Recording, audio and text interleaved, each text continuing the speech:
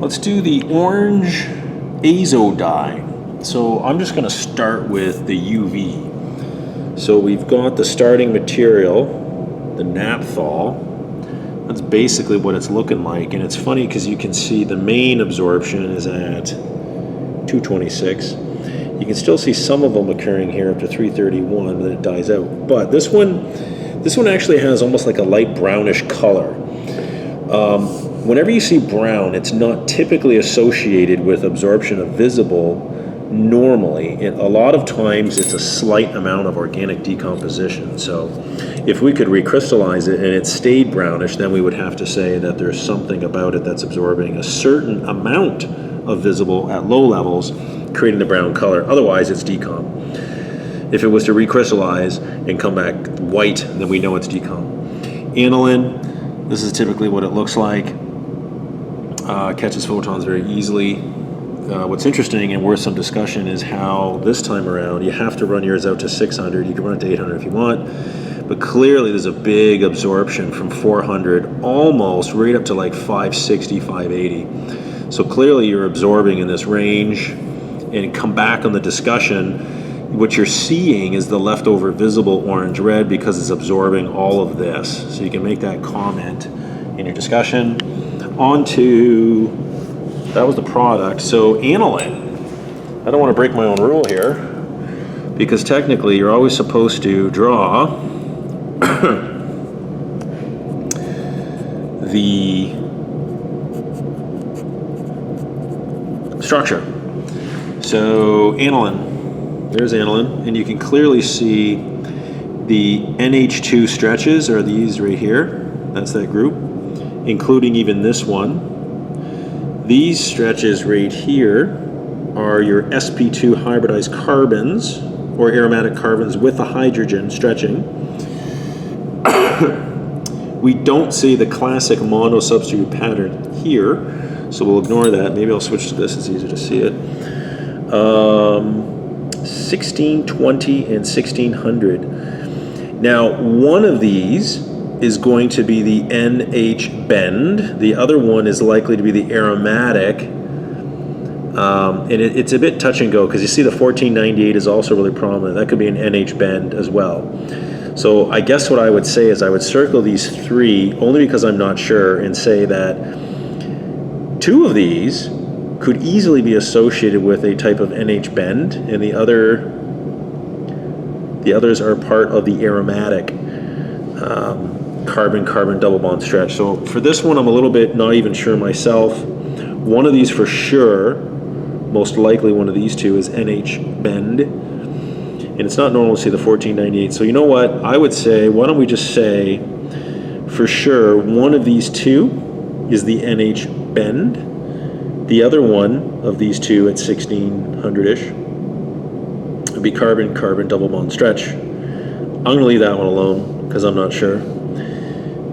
This would be the mono-substituted out-of-plane bending of a mono-substituted aromatic ring. Naphthol. You have a naphthol group, so you can't talk about a benzene. So these peaks down here, can't really label them because this is not a simple by-itself benzene ring. The OH stretch, this is what this one kind of looks like. You see this absorption. So I guess we can just circle, this and say it's the OH stretch. The 1350 little peak here, if you want to label it, you could call it the carbon with hydrogen aromatic stretch. Certainly some of these right here are definitely carbon-carbon double bond stretch of the ring. The year I ran it, there was an impurity 1384 in our potassium bromide. So the year I ran it, that shouldn't even be there. So the only thing I would mark is these ones there, really. So that was the IR of the starting materials, the product. So the year I ran it, clearly you can see this tall absorption here. To say all of it belongs to that OH, it looks a bit prominent. Now, obviously, part of this has to be the OH stretch, but at the same time, ethanol or water, because moisture could cause it a significant absorption here that's from water or potentially some ethanol. The peak here was at 2920. We don't have any sp3 hybridized carbons with hydrogen, so you can't circle that one. Mine, I don't see the aromatic carbon-hydrogen stretch. I don't see any significant 3,000 or just above it peaks. So I can't label anything there. Basically, I guess all I could say is this azo peak right there, that stretch is this big 1499 absorption right there. That's the nitrogen-nitrogen double bond stretch right there, very prominent. You can circle a few of these right here, these ones, these lower peaks, and say it's the carbon-carbon double bond stretch of the aromatic stuff.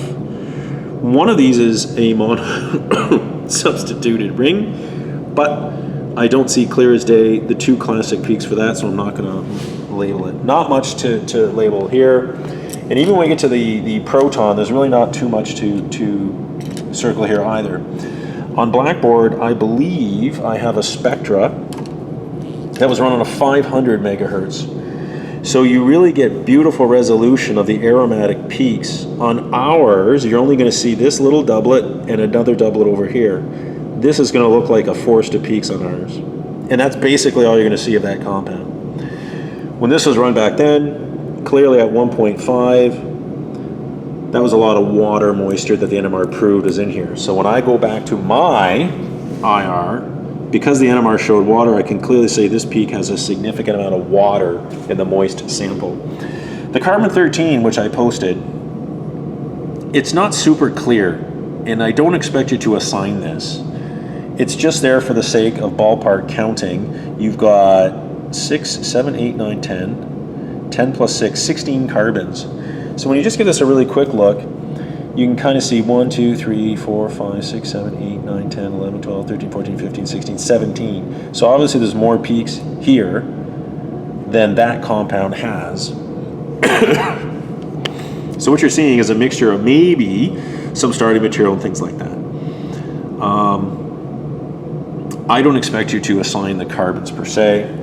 And even when it comes to your proton, I already showed you the good one. This is one that we normally run on ours. And you can see there's 11 hydrogens plus 1 from the OH itself. So there's only 11 plus 1, maybe 12. So this is a nice one that was run on ours. As predicted, sort of a doublet worth 1, another doublet on that side worth 1, and what's in the middle? 9.4. So 9 plus 1 plus 2 is 11. So as expected, a lot of times the OH hydrogen doesn't even show up. So this integration works out totally, that it works out pretty close to what we expect, 11, maybe 12, and this is all that it is. I can't assign these two doublets as to which one in here it is, right? These two are symmetrical, and if they talk to one next door and been a doublet, you should get a doublet that's worth 2, but we don't have that. And then this one only has maybe a small amount of water right there. So that's pretty much it. There's really nothing to assign other than saying these are all part of the aromatic hydrogens. So this IR and NMR assignment, there really isn't too much to really assign. It's all aromatic structure. TLC, this one was run in 10 to 1 petty ether, so you can see this middle one was this is the reaction product orange. This over time turned orange. It was the naphthol. This was aniline. So in 10 to 1, to see how they didn't run very, very quickly, when I reran them again later in 3 to 1 petty ether, they all ran up the plate much higher. So you can see they all were closer to the solvent front. Not much to say about that. The mechanism. The first step, there's no official mechanism for it, right? We know and trust that we make this. I sort of accounted for the electrons here. That has the positive charge. This one has 1, 2, 3, 4, 5, right? So electrophilic aromatic substitution, when this ring has the electrons go through that carbon and attacks that nitrogen, you get this, which looks just like electrophilic aromatic substitution. Those two electrons move into here to reestablish the double bond, and that's your product, so that's the mechanism. So obviously, this is a very reactive species. This is a two-step reaction. So you can see how your aniline is what I put in, forms a very reactive diazonium salt, which then falls down to make your product. Obviously a mixture of sodium nitrite and acid. This is super reactive. So whatever this is doing in conjunction with this to form that, it's giving off a lot of energy. This is super reactive. When you throw the naphthol in, it falls down. So the whole reaction's exothermic, right? Comment on the color. You start off with your starting material. The pi to pi star is in the UV range. There's no color, but it shrinks a lot. So what you see is the color red-orange. So obviously your UV vis shows how it's absorbing the complement of that, which we already seen is between 400 and 600. That's why we're seeing orange and yellow and orange and red.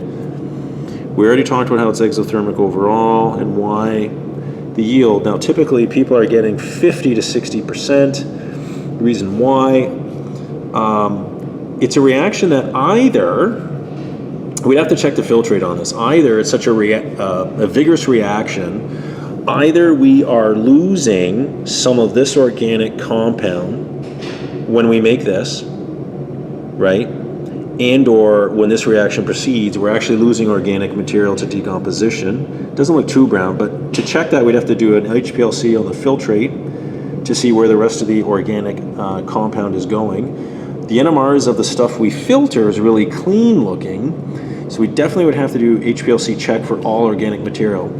But a lot of people, they might list 70-90%, but that's because it's wet, right? So the crude thing is wet, so the way to double check your yield would be to let it dry for a week and reweigh it just to see how much moisture or ethanol or whatever is in there.